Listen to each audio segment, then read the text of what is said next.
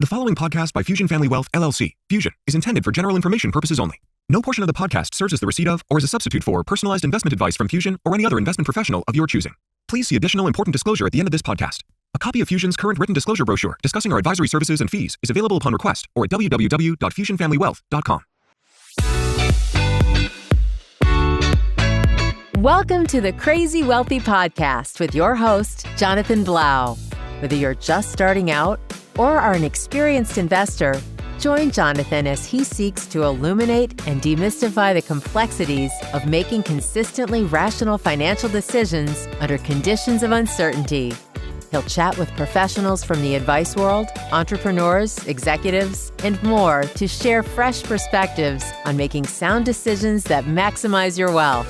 And now, here's your host.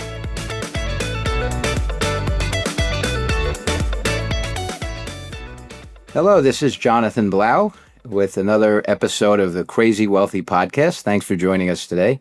Today is going to be a little bit of a different version that we normally bring you, in the sense that we're not going to have a guest, because I felt like it was important to address some of the recent concerns that investors seem to be having about the volatility in the markets and what they should be doing to address the volatility in order to protect their portfolios and their wealth. And the things I'm going to talk about today are things that you won't hear from the big investment banking and brokerage firms or the large financial media complexes like the CNBCs of the world, and I'll explain why. But the first thing I think that's important to do today is to talk about some context to kind of offset the messaging, which is what I call toxic messaging that comes out of the media almost every day during periods of volatility. But before I even do that, I want to define volatility.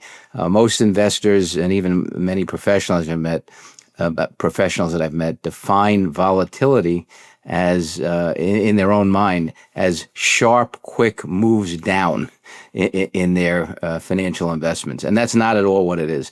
Volatility are moves both up and down above the long-term trend of returns. So if the returns are 10% a year on average for U.S. stocks, volatility means that we're seeing sometimes sharp, sometimes less sharp moves up and below that trend line. It doesn't mean down in a hurry. So that's the first context I want to provide people. Volatility is not a negative thing at all. In fact, if we didn't have moves up and down, which creates ambiguity surrounding what our returns as we're stock investors will be in terms of the timing of the returns and the magnitude directionally of those returns, they're unknowable. But nonetheless, the long-term average for the last 100 years has been 10% a year. And without volatility creating ambiguity, investors in stocks would not be compensated for putting up with that ambiguity.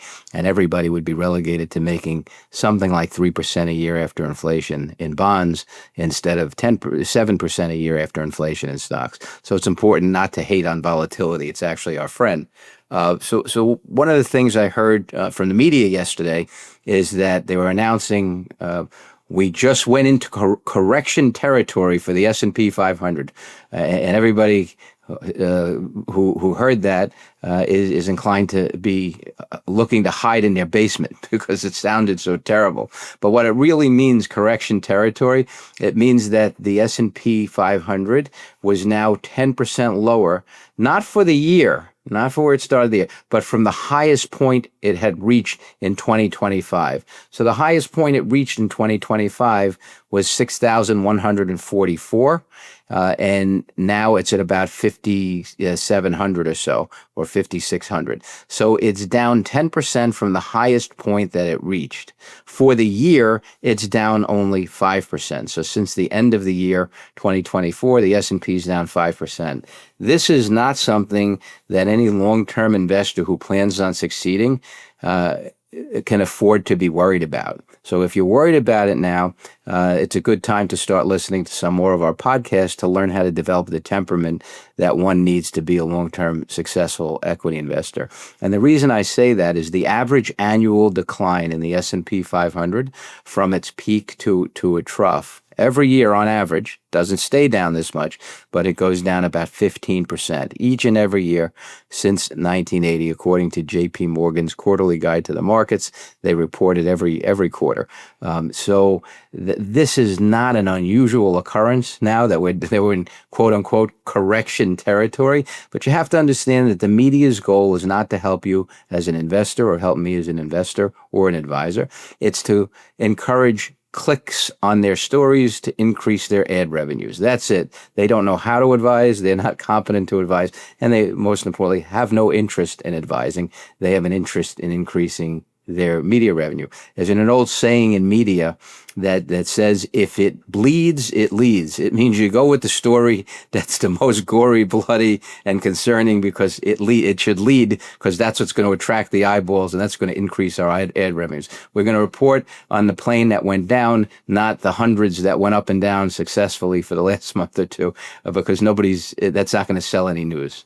And so it's very important to keep that context in mind. So having said that, what should one expect going forward this year? We're down 5% for the year.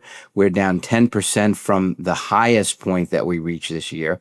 And so what one should expect is say, gee, if on average we're down 15% during every year since 1980 on average, then probably wouldn't be silly to expect that it might go down another 5% at least. Just that's in line with averages. So set your expectations. It'll help you to, once you manage your expectations, help you to start developing the temperament to stay the course without losing too much sleep over what are ordinary types of moves in the market historically. Secondly, I get a question frequently during times like this from professionals, particularly who refer their clients to us for help with managing their wealth. And the question is, in light of the tariffs and the war and the geopolitical and political environment, what portfolio moves are you recommending that your clients make? And my answer is simple. My clients don't have any portfolio decisions really to make because they made them all when they decided that in order to reach their most important goals, which is to fight off the biggest threat to their money, inflation, which I call the disease of money, they need to be invested in real assets, in this case stocks, much more than in bonds, because stocks after inflation for the last 100 years made 7% a year, and a similar portfolio of bonds after inflation made 3%. So they say, I need to make that kind of return, 2.5 times more than I can make in bonds. And I made that decision when we did the plan. So you'd never change your plan in response to current events, politics, market moves, or anything else. Only change the plan in response to a life change, a goal change, or something like that, never in response to current events. So I always advise that it's okay to feel the fears or concerns relating to whatever current events or political issues are concerning to you. But once you start reflecting those fears by changing your long-term portfolio composition, all the lights go out on the probability of reaching your goals in a big way. So with that, I want to share with you a couple of questions that I got recently from clients, just to give a sense of, everybody's concerned and has these sorts of questions, but also put the answers to them that I gave in context for the audience on the podcast. I think it'll be helpful. So this is a real question I got. I'm reading from the text. I got a copy of BBC News breaking: U.S. stocks plunge as fears grow over impact of tariffs.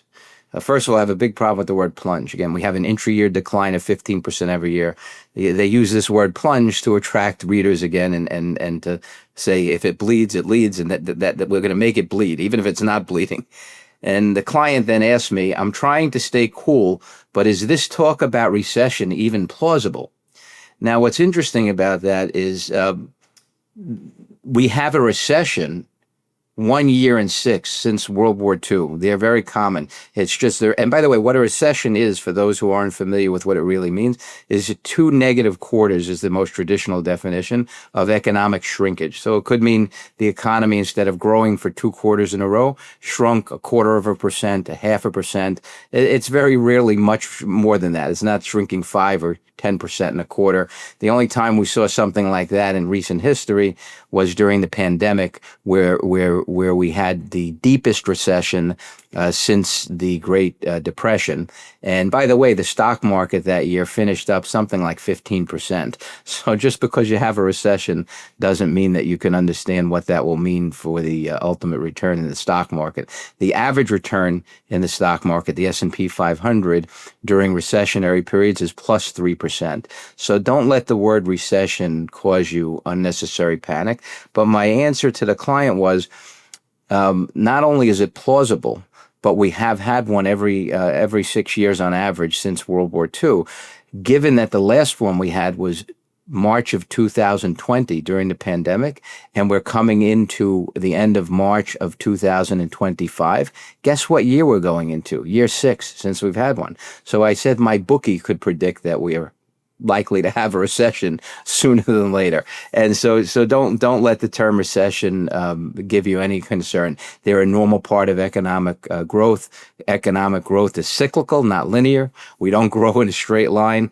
Investments in stocks don't grow in a straight line. Company earnings don't grow in a straight line. It's cyclical. And so we need to embrace that. We're used to thinking of a lot of things. I go to work every day and make $100,000 a year. That's linear. I spend $30,000 a year. That's linear. We're used to thinking in those terms. It's very hard for us sometimes to reconcile how things work when they're cyclical, when they don't come in a straight, relatively predictable line. So recessions are commonplace. The answers will probably have one. It may or may not be because of the tariff policies. It just simply is that we have one 1 year in 6 on average, and we're due. So don't let it get you to think you should be doing anything at all in your portfolio in anticipation of a recession. One last word on recessions. In 2022 March, the entire complex of the financial industry, from Goldman Sachs to Merrill Lynch and UBS, their analysts were predicting there's a recession that's coming. And I called it the Godot recession because we're still waiting for it since March 22. It never came. People who responded to it by changing their portfolio paid a big price. And that's always been my experience throughout my career. So here's a second question I got. This question was, since we spoke last week, my portfolio is down close to $1 million. Shouldn't we have just acted, given that we know all of these things going on are so obviously detrimental, and we could have saved $1 million? And then he said, there has to be a point at which you say, I'm going to sit on the sidelines, put it all back in when things are a bit better. No, why just let it ride? So my answer to this client was, there is a point at which you say you're going to get out and sit on the sidelines. And I said that point is when you as an investor have decided that you're no longer interested in increasing the probability that your investment as a stock investor will yield anywhere near the 8 to 10% a year that it has for the last 100 years. Because once you start moving out and into the markets based on impulses, which is all this is. I have an impulse that it's going to get bad, so I'll get out. The only way you'll re-enter is when another impulse strikes your fancy. And what this person said, get back in when things are a bit better. Well, guess what happens to the price of stocks when the environment feels more certain to people and things got better? The price of stocks goes higher. And so engaging in a strategy where you're going to get out in response to a fear at low prices that are on sale, when in fact, if it was any other economic good that was on sale, you'd want to buy it. With stocks, we don't relate to that way. We want to sell it. And so you're going to get out based on that impulse when they're on sale. And when it looks like the dust has settled and it's 20% higher, as happened after the pandemic decline, went up a lot after the March bottom quickly. No one had a chance to get back in. Many of them are probably still out today who got out. But it'll go back up and you'll get in higher. And I call that cycle greed, buy, fear, sell, and repeat until broke. In other words, buy high, sell low, repeat until broke. That's a horrible way to invest, and we need to get away from that. We need to understand that the only way to capture the long-term returns of investing in equities is to be willing to be in the markets for every ounce of the up and down volatility associated with it. Just as a reference point, from the month I was born in 1967, the S&P 500 stood at 90. Today it's at 5,600 or so. So $1 million investment is now worth 62 million. Inflation has gone up 10 times. So in order to buy what $1 million bought when I was born, we need 10 million today. Investing in equities during my life, we didn't just get 10 million, we have 62 million. We've increased our standard of living relative to inflation sixfold. We didn't just keep up with it. It's like a miracle. But what's interesting about the period of time I just referenced is not just that that equities did what they've always done historically, which is to trounce inflation. It's one of the best inflation fighters ever created by humankind. Is that what happened in the period from the time I was born to today is we've had 8 recessions since 1967. We've had 10 bear markets down at least 20% from recent highs. And among the bear markets that we had, those 10, there were 3 halvings or more, 2000 to 02, 1973 and 4, and then 2008 and 9. And normally, according to Warren Buffett's partner, Charlie Munger, who passed this past year, he said that once in a 50 or 100-year period, we should expect a 50% decline. Here we had 3 of them in this 50-year period. Notwithstanding, the S&P made 7.5% a year, beat inflation by 6 times, and is continuing to hit new highs after each decline, as we did after the pandemic. So it's just important to keep in mind that recessions, bear markets, and even halvings are not uncommon, and they are not the risk of investors failing to meet their goals. The biggest risk is the investor themselves if they're behaving in a way that leads to reducing the probability of capturing the returns that we get as long-term equity investors by staying in. And the biggest risk to money is not wars and political people that we're not confident in or anything like that. It's simply inflation. Inflation is the disease of money. When the market goes up and down, or in this case down like it has so far this year, the number of dollars we have. So if we have $1 million, the number of dollars has fluctuated down. So now maybe instead of 1 million, we have 950,000. But what's always happened historically is the number of dollars that went down not only recovers, but goes on to new highs. That's what's always happened. And so the number of dollars fluctuating is never a risk. It's only an emotional risk. What really is the risk is the value of each dollar disappearing to the tune of at least 3% a year, which is the inflation rate. That's the disease of money. And when we try to protect against the illusory risk, which is the number of dollars fluctuating, by putting more bonds in our portfolio, what we're doing is we're feeding the real risk, because bonds freeze each of those dollars in the face of 3% or higher annual compound inflation. And what's worse is the bonds, not only the principal is frozen, but if you're getting 5% a year, in 20 years, you're going to need 8% or 9% to buy what inflation is. And the bonds don't do that. It's frozen at 5%. So the income you're earning as well as the principal is actually leading to turning our money into wallpaper. It's the biggest risk we face and one of the most widely misunderstood. So don't try to control or wish volatility away.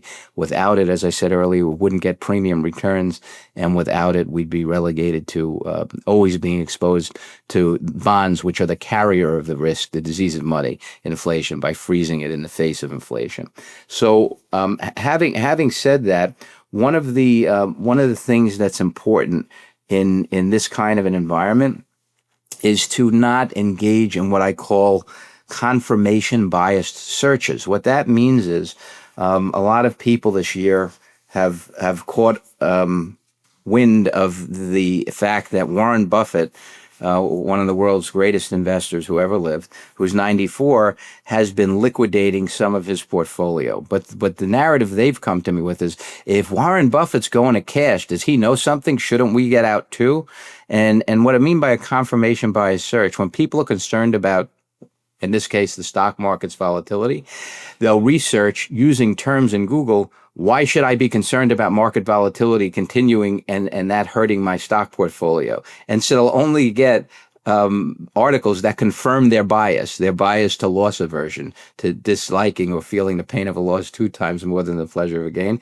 Once you engage in those kind of searches, that's another exercise that makes all the lights go out. So now what comes back to them is Warren Buffett's going to cash. Now, this is kind of a silly concept because Warren Buffett has decried market timing, which is the act of going to cash when you're fearful that the markets might go down and then hoping you'll get back in at the right time before they appreciate. He didn't suddenly at 95 embrace market timing.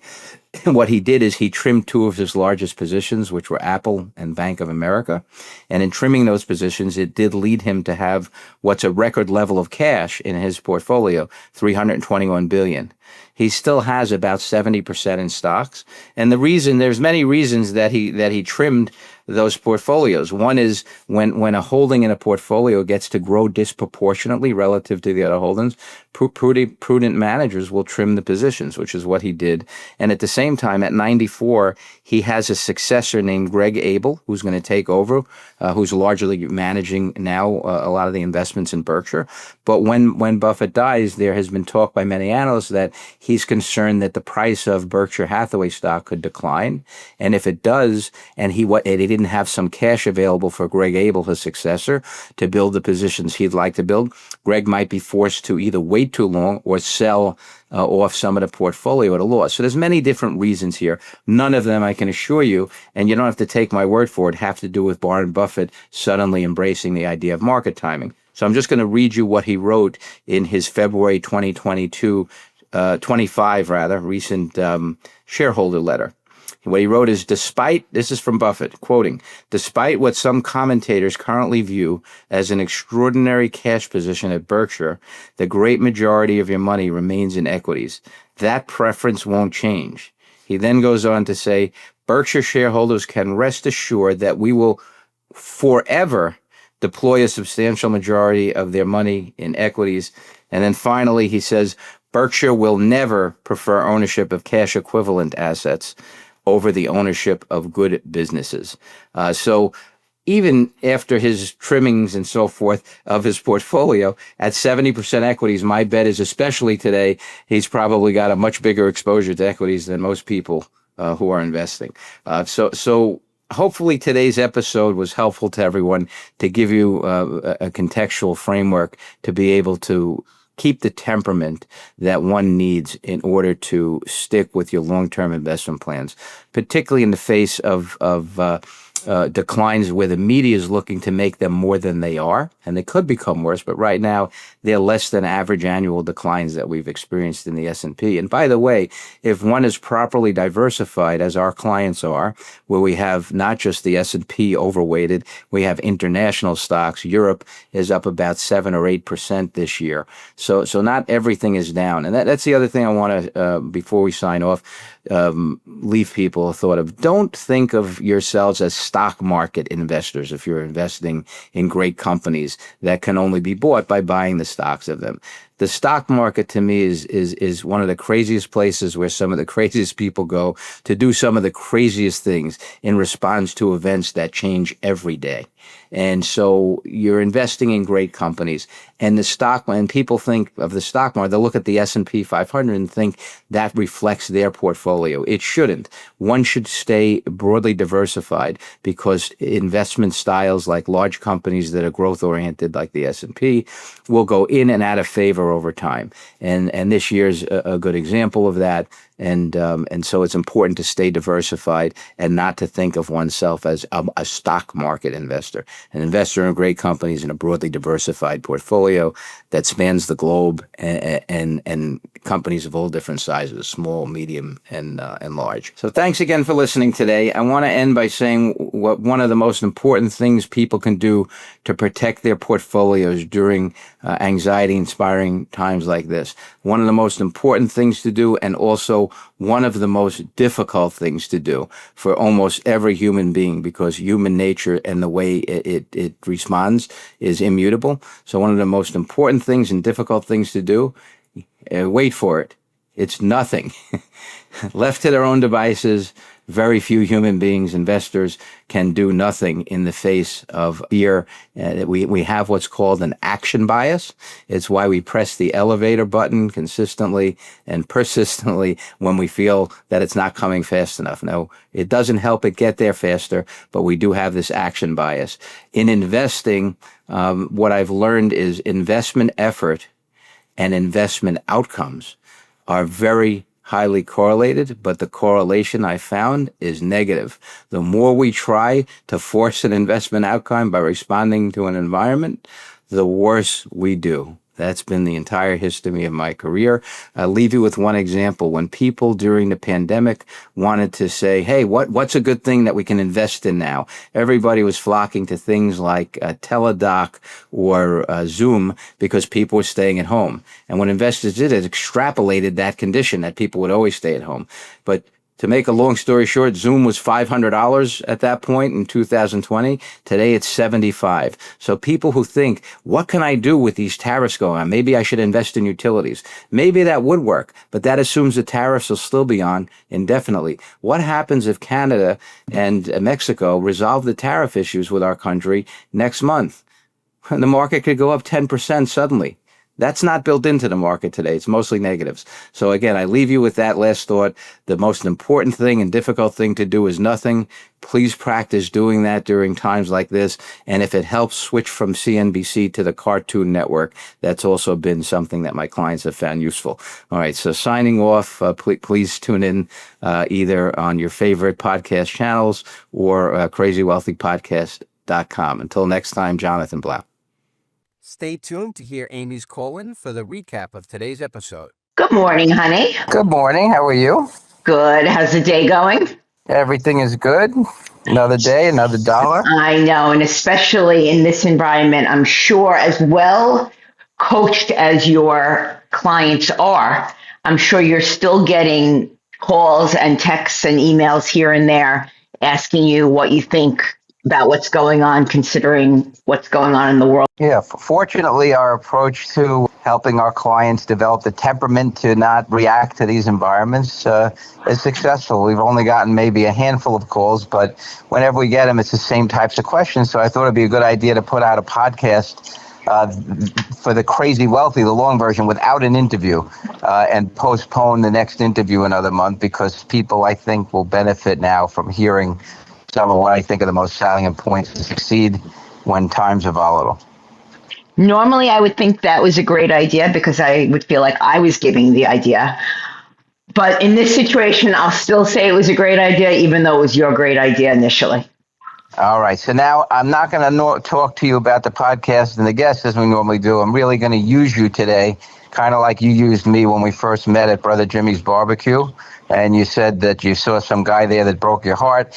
And if you bought me a drink, would I talk to you? So today I'm buying you a drink so I can add some more things that I wanted to the end here to highlight what I want to in the podcast. Wow, that is cold, bringing up that I was broken up with someone at some point. That I made up that story just because I knew that you were going to be the greatest financial coach to ever walk the earth. And that's why I wanted to meet you. All right. So what I want to do is I want to summarize a couple of things. So basically, in the episode, one of the things I didn't talk about, because I wanted to save it to the end, is a habit that investors really should try to break. Is they tend to look at their wealth and measure it, not from where it was 5 years ago, 10 years ago, but from where it was 5 minutes ago and 5 days ago.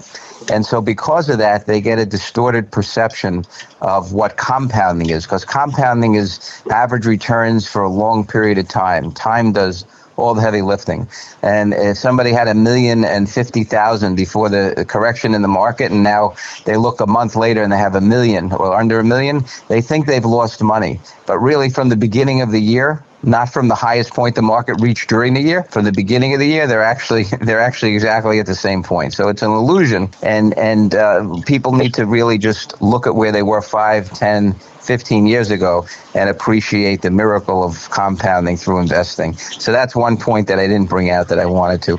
The other thing I wanted to say is in the title of the podcast, we talked about surviving or investing successfully in volatile times, and why the big firms and the big media complexes like CNBC won't tell you these things.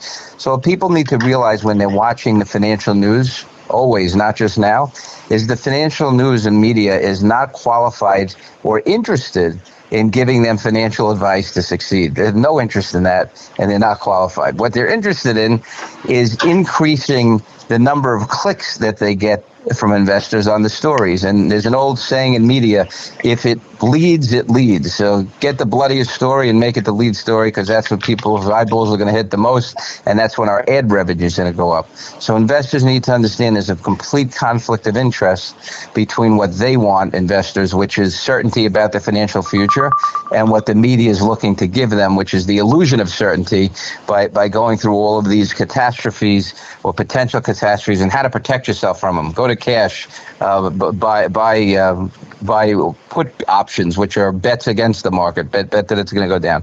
This is how the financial media makes money, getting to click on these stories.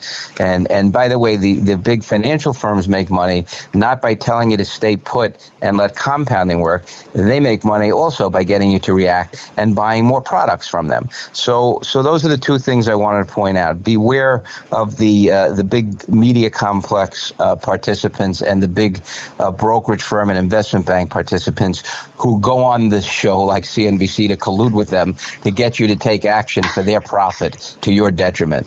So I'm going to leave it at that, and hopefully this podcast will be helpful to all the investors who are listening. Well, it sounds like most of the people investing in the market right now are kind of like me. The what have you done for me lately? You know that I ask you that all the time when you tell me about all the great things you've done. All I say to you is, that's great, but what have you done for me lately? So that's what's going on with people in the market these days, I would guess. Well, what I did for you lately is I used you the way you used me 30 years ago today. Oh, okay. So now after 30 years, we're finally even.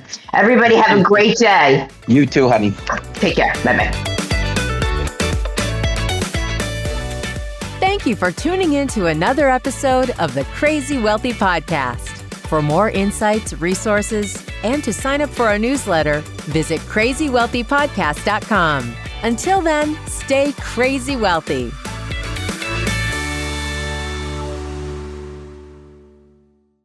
The previous podcast by Fusion Family Wealth, LLC, Fusion, was intended for general information purposes only. No portion of the podcast serves as the receipt of or as a substitute for personalized investment advice from Fusion or any other investment professional of your choosing.